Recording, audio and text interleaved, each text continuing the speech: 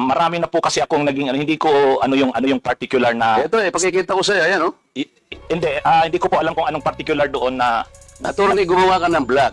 yes po, ako po. Responsibilidad mo sa public ito, lalong-lalo na yung naniniwala sa'yo. Hindi ko maniwala kung paano mo silang napaniwala. Pero itong sinabi mong ito, may pakulo ako at panlilin lang. Ito yung sagutin mo, hindi ako naniniwalang hindi mo naalala ito. Huwag maniniwala sa pakulo at panlilin lang ni Marcoleta. Attorney, kahit kailan wala akong nilinlang na mamamayan ng Pilipinas. Wala kang karapatan na akusahan mo ako ng ganito. Ano yung panlilin lang na sinasabi mo rito?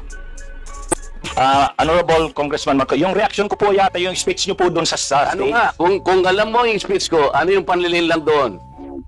Ang lakas ng loob mo na mag-vlog? Abogado ka pa naman. O ano? Panoorin ko po mamaya itong kung ano Yan ang hirap sa atin, Mr. Chair ano po kasi Isip-isipin mo, bigla ka na lang gagawa ng isang vlog na ngayon itatanungin kita ng diretso, wala ka man lang masabi, kahit isang panlilin lang. At ang inaakala mo, baka sakaling doon sa rally. maraming Ibig mo sabihin, naharap ako sa rallyng pagkalaki-laki para manlin lang ako ng mamamayang Pilipino?